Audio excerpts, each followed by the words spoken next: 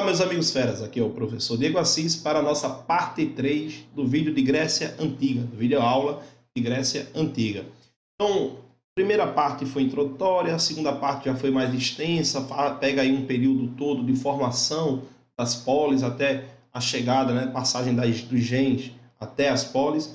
E agora a gente vai ver os dois modelos de polis mais importantes, Esparta, depois Atenas, sendo Esparta uma oligarquia, o padrão que era a estrutura do mundo antigo grego, e o padrão democrático, a grande novidade que surge no período antigo. Esse vídeo de Esparta, o próximo de Atenas. O de Atenas deve ficar maior. Normalmente o que deve ser cobrado em Enem são as estruturas políticas que a gente vai ver agora. Então vamos lá. A partir de agora, Esparta a belicosa. Vamos para a nossa estrutura social. Vou fazer aqui um outro esquema. O professor toda vez esquece de colocar um slidezinho a mais para vocês. Deixa eu clicar esse. Segura aí, galera. Segura aí. São improvisos. Improvisos não, né? Sempre que eu esqueço, eu gosto muito de fazer assim. A gente vai desenhar a nossa famosa pirâmide social da estrutura social espartana. E o que eu vou desenhar aqui é só porque eu prefiro, eu gosto mais, mas é a mesma coisa que a gente tem aqui. Eu tenho três grupos sociais, os esparciatas, os periecos e os ilotas. Então, eu tenho aqui um primeiro grupo, formado pelas elites, né, os esparciatas.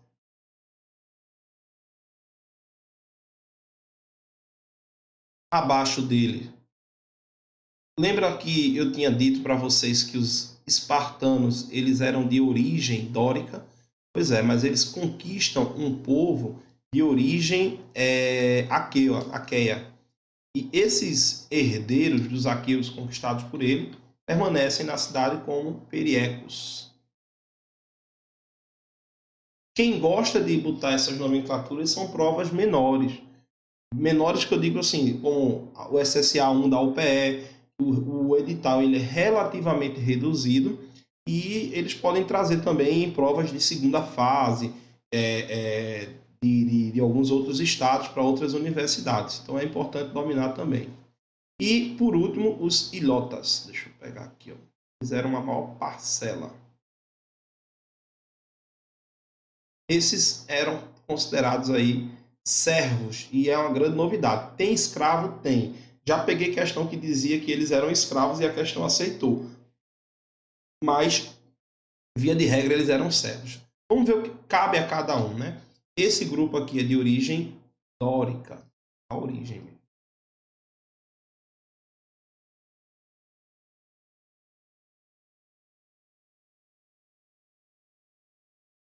Lá do que eu falava para vocês, eles são os responsáveis aí, aquele povo mais militarizado. Eram eles que detinham os direitos políticos. E essa estrutura política a gente vai estudar, a estrutura espartana. Além dos direitos políticos, eles tinham também privilégios, eles são os oligarcas. E a principal fonte de renda deles vem da terra, eles eram donos de terras e de escravos.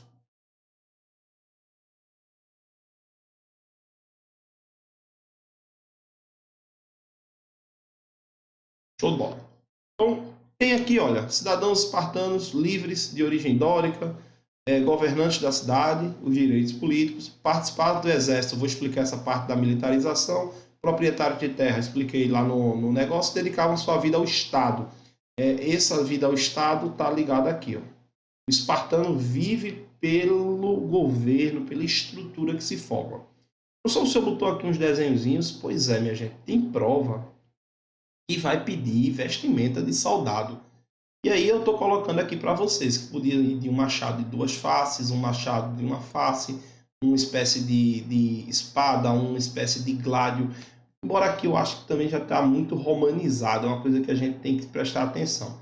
nos elmos deles, eles usam algo parecido com o que eu coloco aqui na minha logo, olha, que é essa parte alta do elmo. Ela era diferente de acordo com a casta do soldado, né? Se o soldado era de uma família, de outra e tudo mais.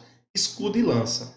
Por que eu estou colocando isso? A UPE, Universidade Estadual de Pernambuco, ela já questionou se a roupa de um soldado espartano era basicamente lança, uma espada, que não está sendo a mostra aqui, mas ela deve estar do outro lado, devia estar embainhada, o escudo e, no máximo, um elmo com o chumaço. Eu não estou brincando, eles já fizeram esse tipo de questionamento. Essa é a roupa básica. Vocês devem encontrar em algumas representações ele com outros tipos de roupa, como se fosse um couro fervilhado por cima aqui, que é mais comum na cultura romana. Então é importante ter cuidado. Se perguntou, possa ser que outra venha questionar para a gente esse tipo de situação. Os periecos, eu vou agora ficar aqui, eu não vou mais voltar para essa parte por hora. Eles, além de serem descendentes dos aqueus, que é o povo que foi conquistado ali por volta de 1200 a.C., no início da primeira diáspora grega, eles eram comerciantes e artesãos. Tipo de atividades que eram consideradas secundárias ou até mesmo inferiores na visão de um espartano comum ou típico. Os ilhotas, eles foram aprisionados e eles eram obrigados a ficar na terra. Então, esse senhor aqui, quando detém uma terra, nela já está contida automaticamente uma quantidade X de servos, que são os ilhotas. A condição de servo é um pouquinho diferente da condição de escravo. Existia escravo em Esparta? Sim, mas a condição de servo ele está preso à terra, não pode ser expulso, não pode ir embora, mas ele também não pode ser vendido. E ele trabalha produzindo uma parte do alimento deles e uma parte do alimento dos donos da terra. Uma parte, não, a maior parte fica para os donos da terra.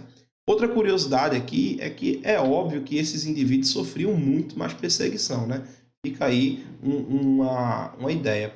Eles não são ou não têm características tão próximas como terá um servo da Idade Média. Nós teremos mais para frente aí a aula de Idade Média. É importante também diferenciar os dois. Sustentavam a cidade, então era a principal força de trabalho, e existia um evento chamado de criptas. Isso aqui também já vi ser cobrado em provas de segunda fase. Essa criptas é a matança dos mais perigosos ilhotas pelos cidadãos, ou seja, os esparciatas. Eram aqueles dotados de direitos políticos. Aí cabe até uma outra ideia aqui, antes de eu seguir, que eu citei cidadãos, é que cidadãos no mundo grego são aqueles que são dotados de direitos políticos.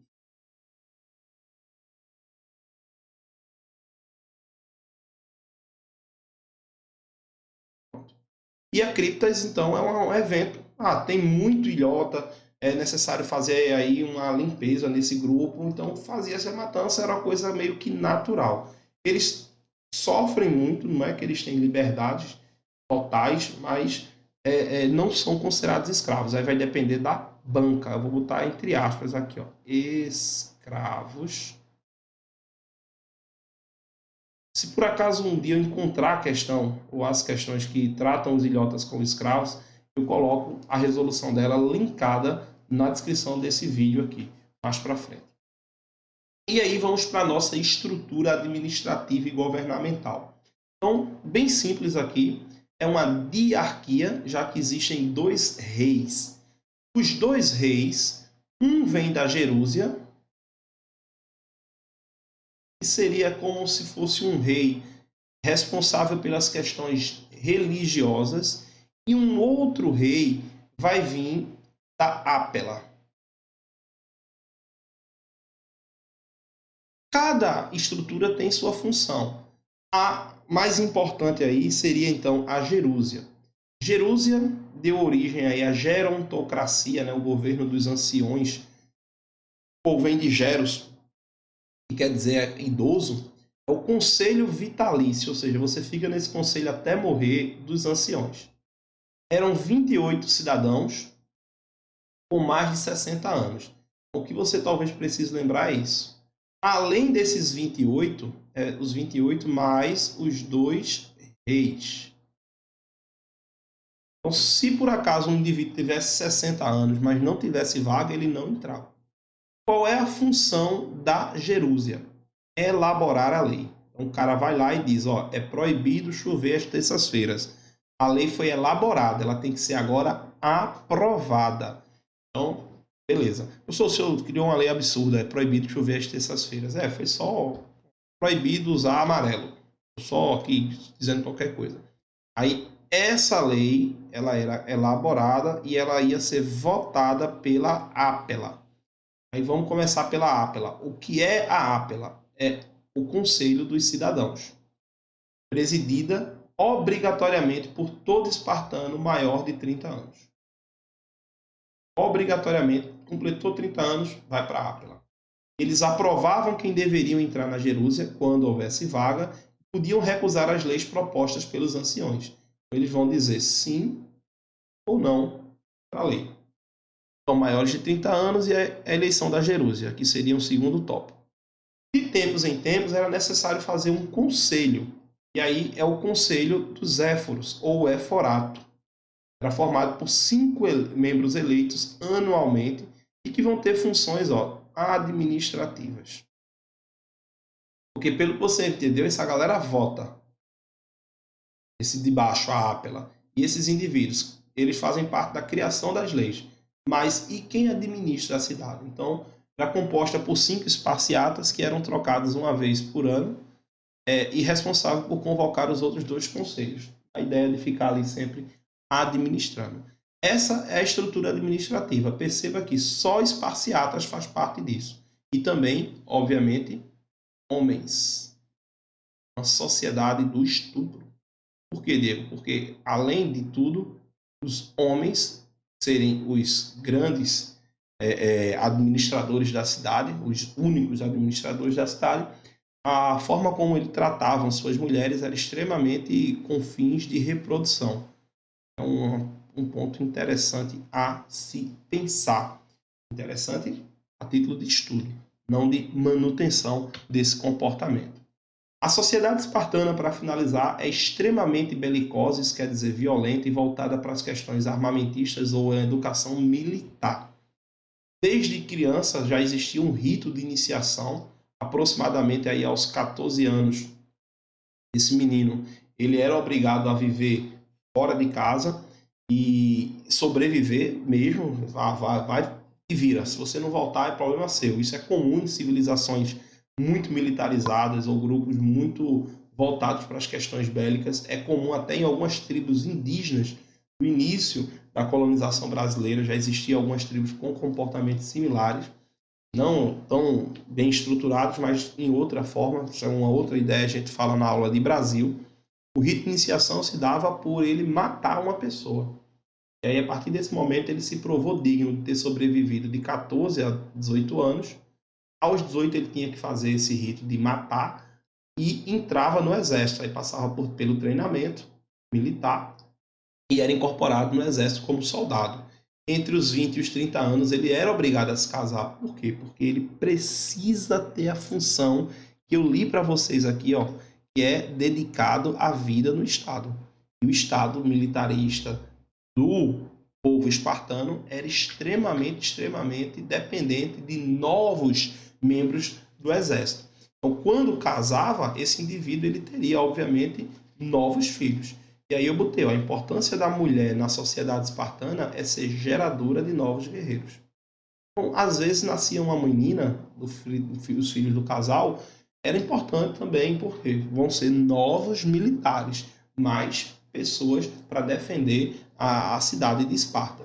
Aos 30 eles eram obrigados a integrar a APELA, e se chegasse aos 60, tivesse vaga, era ingressado na gerúsia. Crianças com deformidades, eu botei entre aspas aqui, ou deficientes, esses indivíduos eles eram mortos, eles eram rejeitados.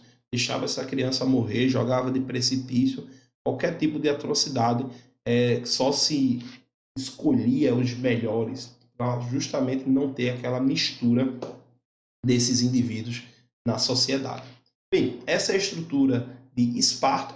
Como você está vendo o vídeo aí, você tem curiosidade de saber como é a estrutura de Atenas e como a democracia ateniense irá funcionar, e assiste o próximo vídeo. Desejo a todos bons estudos e até a próxima.